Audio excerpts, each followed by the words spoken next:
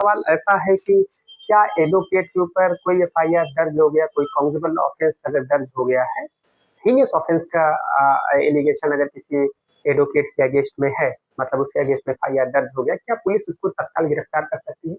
इसका सीधा जवाब है बिल्कुल हाँ। एक सामान्य नागरिक की तरह अधिवक्ता के ऊपर भी अलग अगर गंभीर मामले दर्ज हो गए तो डेफिनेटली पुलिस के पास ये पावर है कि वो उसको गिरफ्तार कर सकती है। इसके लिए उसको किसी से परमिशन की जरूरत नहीं होती है। बहुत सीधा साधा जवाब है, इसमें बहुत क्लियर कट बातें हैं कि अगर अधिवक्ता के ऊपर हीनियस ऑफेंस का एलिगेशन लगा है, वैसे भी देखिए व्यवहार रूप में अगर आप देखेंगे तो 7 साल से अगर कम की सजा है तो अरनेश कुमार वर्सेस अवधेश कुमार की जो जजमेंट है सुप्रीम कोर्ट के, उसमें 7 साल से कम की सजा है तो किसी भी सिटीजन को पुलिस गिरफ्तार नहीं करती।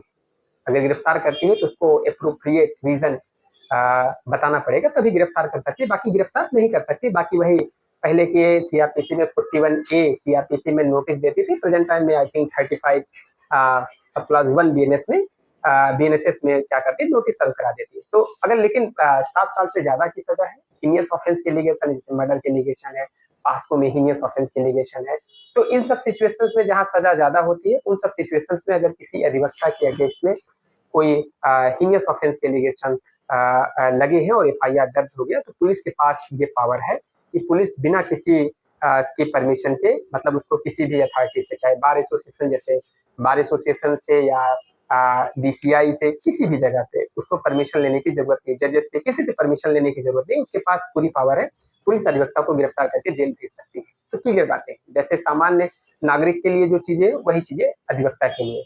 तो जब इस टॉपिक पे हम बात कर रहे हैं तो कुछ जजेस के बारे में भी हम बात करते हैं।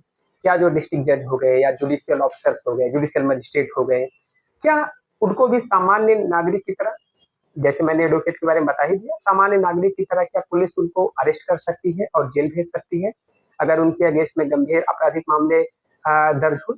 तो एक चीज अगर हम थोड़ा सा देखते हैं तो एक जुडिशियल प्रोटेक्शन एक्ट है, अगर मैं गलत नहीं हूं तो मुझे जहां तक लगता है कि जुडिशियल ऑफिसर प्रोटेक्शन एक्ट 1850 में ये पास किया गया। उसमें इन लोगों को, मतलब जुडिशियल ऑफिसर्स के गिरफ्तारी के संबंध में कुछ प्रोटेक्शन दिया गया है।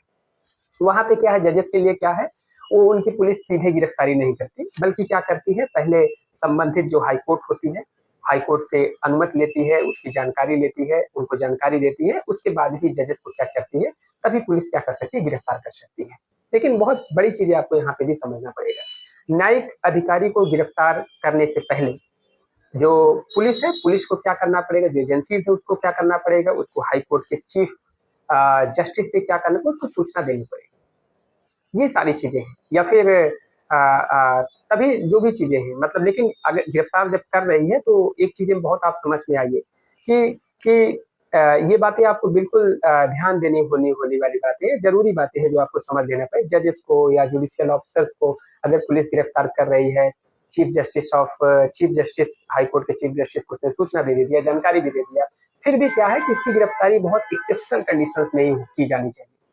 बहुत बहुत स्पेशल कंडीशंस में उसकी गिरफ्तारी पॉसिबल होती है। और क्या चीजें हैं कि जब उसको गिरफ्तार किया गया है तो जो डिग्निफाइड जो ट्रीटमेंट किया जाएगा, मतलब एक, क्योंकि वो जुडिशियल ऑफिसर है तो उसके साथ सभ्य व्यवहार किया जाना चाहिए, करना चाहिए, ऐसा मतलब उन लोगों के लिए गिरफ्तारी के बारे में कुछ प्रोविजन है।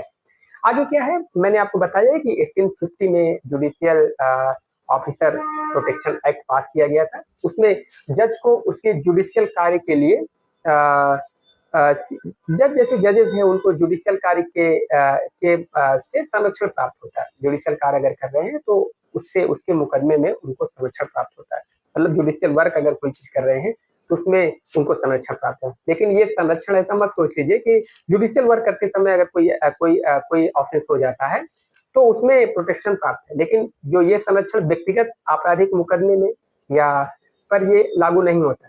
जैसे जज है, उन्होंने अपनी पत्नी का मर्डर कर दिया, तो ऐसा नहीं कि जो जुडिशियल ऑफिसर प्रोटेक्शन एक्ट उसके एप्लीकेबल उससे प्रोटेक्शन नहीं मिलेगा, उनको नहीं मिले, बिल्कुल नहीं मिलेगा, क्लियर बात है।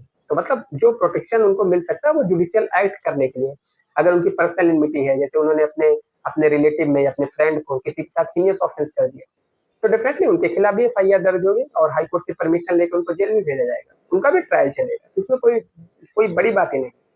बस जो चीजें समझने वाली है, एफआईआर इसमें मोटी मोटी बातें क्या है, एफआईआर दर्ज हो सकता है, हाँ बिल्कुल दर्ज हो सकता है, जजेस के खिलाफ भी एफआईआर दर्ज हो सकता है।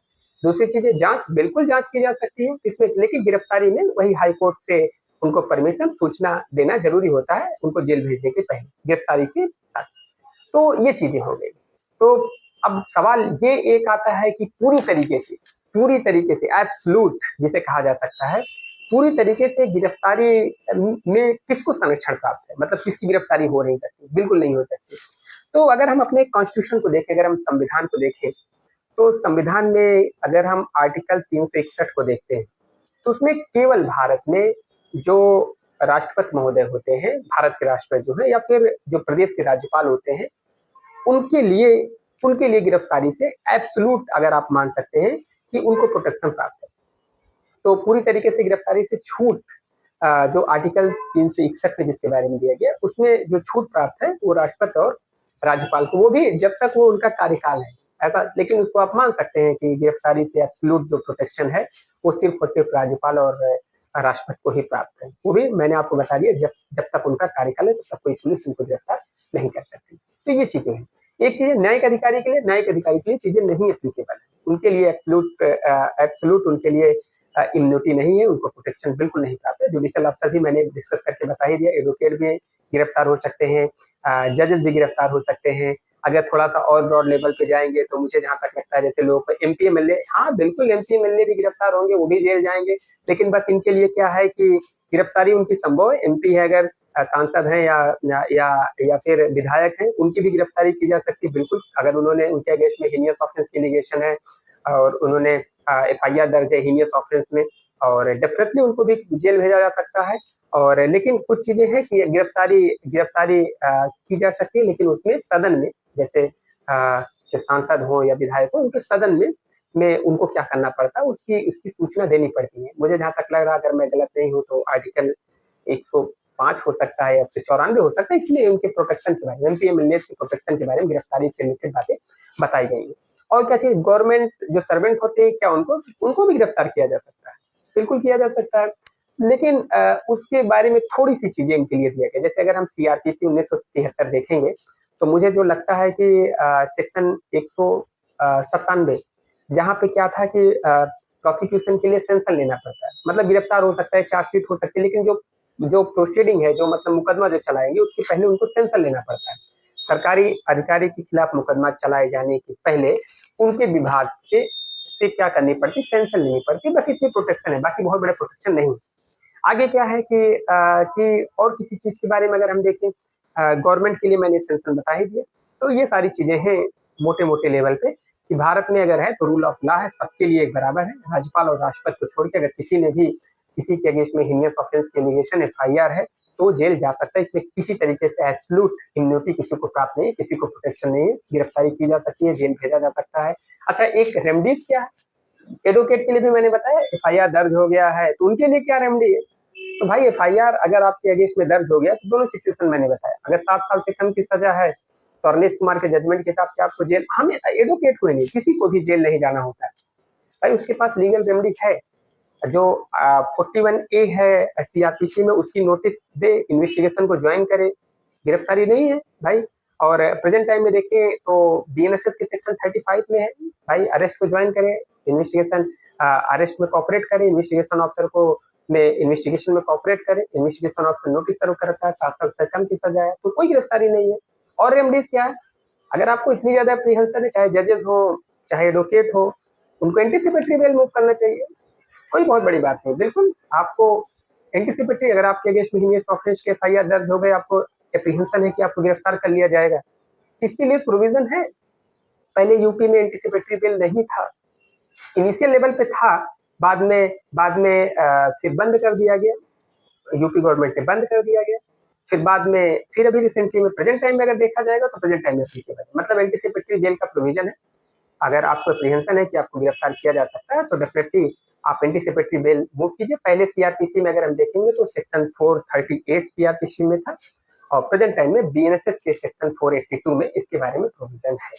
तो जो बड़ी बातें हैं कि जेल जेल जज भी जा सकता है, एमपी एमएलए भी जा सकते हैं और गवर्नमेंट ऑफिसर्स भी जा सकते हैं, सिटीजन भी जा सकते हैं, वकील भी जा सकते हैं। जेल अगर अगर उनको हीनियस ऑफेंस अगर एलिगेशन है, एफआईआर दर्ज हो गया है, तो डेफिनेटली उनको जेल जाना पड़ सकता है। उसके लिए कहीं से भी प्रोटेक्शन नहीं है। प्रोटेक्शन सिर्फ राष्ट्रपति और राज्यपाल के लिए है। एडवोकेट के लिए भी कोई प्रोटेक्शन नहीं है। भाई बिल्कुल सही बात है। यही सारी चीजें हैं जो चीजें हैं जो एडवोकेट के बारे में लोगों का जो सवाल था, क्या एडवोकेट को पुलिस गिरफ्तार कर सकती है? तो बिल्कुल हाँ कर सकती है, अगर उनके अगेंस्ट में एफआईआर है जो हीनियस ऑफेंस के है और मैंडेटरी उनका करना जरूरी है, तो बिना किसी के परमिशन लिए एडवोकेट को पुलिस गिरफ्तार करके जेल भेज सकती है।